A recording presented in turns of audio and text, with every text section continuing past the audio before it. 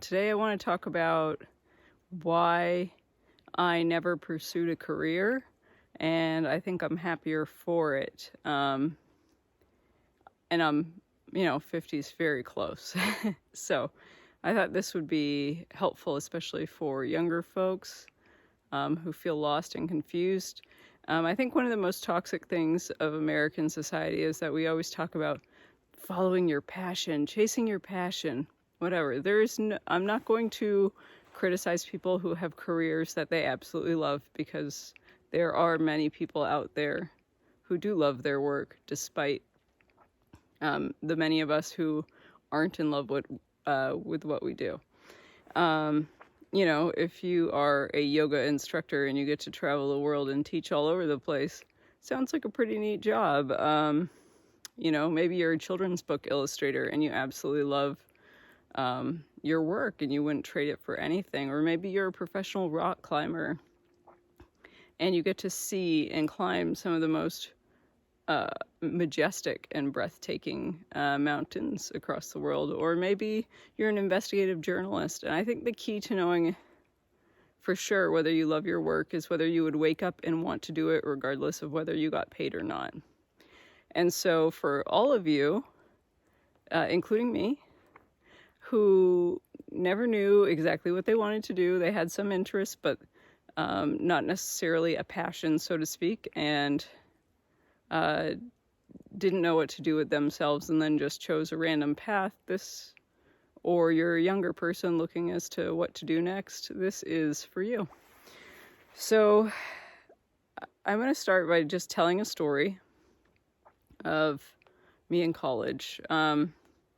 Senior year, I was very much, I felt very much behind my classmates, and it was March, and I did not know what I was doing next, and graduation was on the horizon. It was in May, and I didn't have a job. I didn't even have a clue as to where to start. And then one of the administrators of my high school knew some people and was well connected, and suggested that I interview for a position at a marketing firm, and they knew the owner, CEO of the company. Actually, he might have just been the CEO. I don't know if he was the owner, but anyway, so I interviewed, and I got the job. And when I got the offer, well, I should start by saying I had a bit of anxiety at the idea of interviewing. And I had anxiety before the interview, and I thought I was just nervous. But when the job offer came, I went into a full panic attack. I actually started hyperventilating, and my whole body tensed up, and I really, I was struggling to breathe, and I couldn't, and of course that anxiety attack passed, but I still had serious anxiety about it, and I couldn't do it. My whole body was telling me, don't do it, don't do it. And I have to say, I was never passionate about selling. And marketing is selling in some sense. You are pitching your company's product or service to the public or to other businesses. And it's just, I don't know. I've never been a seller. If I ever recommend something to someone, it's because I have experience with something, and I had a great experience with that product or service, and therefore I would feel comfortable recommending it. But I would never just sell something just to collect a paycheck. And I think that's what it was. But I had a certain amount of time to accept the offer, and I declined. And they were shocked, first of all, because I came by recommendation of a very close friend of the CEO's. And then that administrator of my high school who recommended me really kind of got quite mad at me, and understandably so, because this person used, they used their position and their connections to assist me, and I turned it down. And so that was just a disappointment for both of them. But looking on many decades on, it was not a disappointment for me. And ultimately, I should have just listened to the signs that my body was giving me at the thought of even just having the interview, and just finished it, that like not even accepted an interview or even said yes to the idea of it.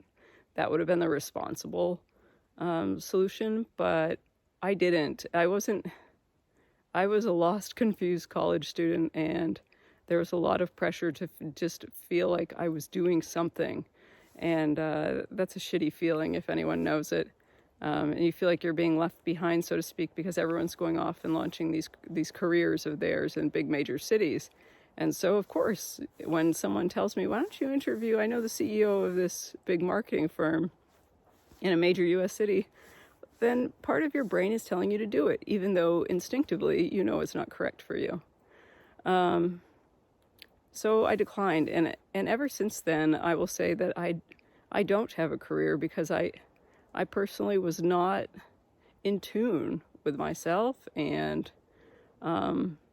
what I wanted to do when I grew up, so to speak. I think I'm slowly figuring that out, but so I'm saying this with 50 on the horizon because I've led a very interesting life. It's not successful by the standard model of which most people in this country judge success. I don't have a massive bank account. I'm not broke, but I don't have a massive bank account. I don't have my 401k. I don't have a mortgage on a house. I never bought a house. I don't have I don't have the conventional success model. I don't have a career, right? So I guess my point is that after college, I just kind of wandered. And I think we are so hard on ourselves that we don't tend to let ourselves wander, when wandering can sometimes be the best thing for us because it helps us discover who we are in different contexts, and just not just context, but also geography. I did kind of bounce around quite a bit. I lived abroad for a long time in many countries and worked as well legally. But I developed many different skills, none of which point to a certain career, but certainly have transferred into valuable skills for other industries and other types of work. So I think that's really interesting. Or I should say it's great, because I pursued a life that is interesting and kind of followed my nose, followed my curiosity, instead of trying to build a career. Again, there are trade-offs with everything. I'm not saying that this is the answer for everyone. And I believe anyone can do this at any age. You can change. You just have to look at what you're saying yes to. And by saying yes to those things, what are you saying no to? For example, I knew that if I bought a house or a condo or something, that I would be chained to a mortgage, and therefore that mortgage would chain me to a job. And if and a job that pays me enough to cover maintenance, mortgage, insurance, property taxes. And I didn't want those golden handcuffs. I wanted a bit more freedom to change and to grow and to move as I saw fit. And there are some people who do really well with a structured, conventional life, and more power to them, no criticism. But I knew that that wasn't for me.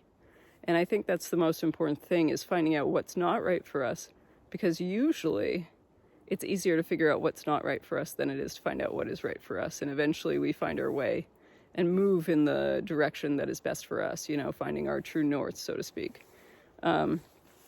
So again, I may not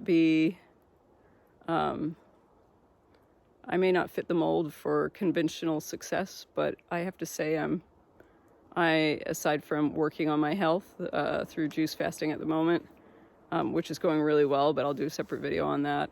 I'm quite content. I'm quite happy. My needs are simple. I really find great enjoyment being outdoors and being active. You know, I love living in the mountains. It's fantastic. And, you know, except the extra long winter. Yikes. But yeah, I think it's really important that we stop pressuring ourselves into fitting into the societal mold, especially in the US. And I know this is also very strong in Asia, you know, fitting the societal mold and just, you know, ignoring parts of us that are actually essential to our happiness. So, you know, if you're willing to risk being judged by other people, whether they're close to you or not, and just following your interests and doing what's right for you, and that brings you peace of mind, then this is the sort of path for you. I have to say that I don't have the stresses that my former classmates have. I don't have any of that. Of course, I also don't, you know, have certain things that they have as well. So there, again, everything's a trade-off. But I don't have the financial pressures they have. And I don't have to stay in a job or just jump from one corporate firm to another.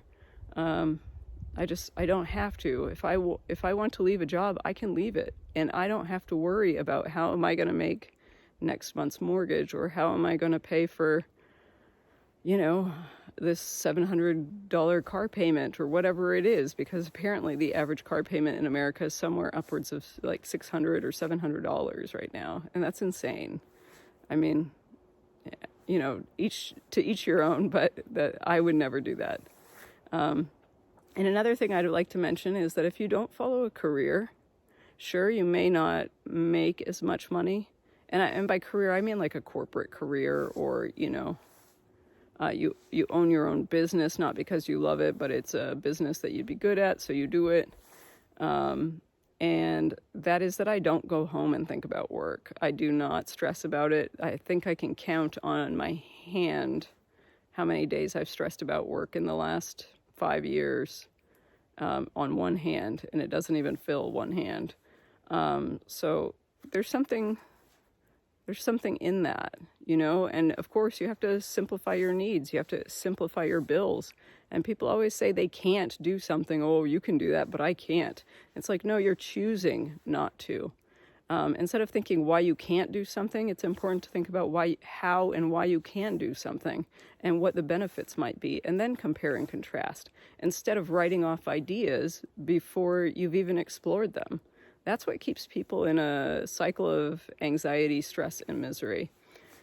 So anyway, I know that the way I live is not for everyone, and I'm not judging anyone on their choices.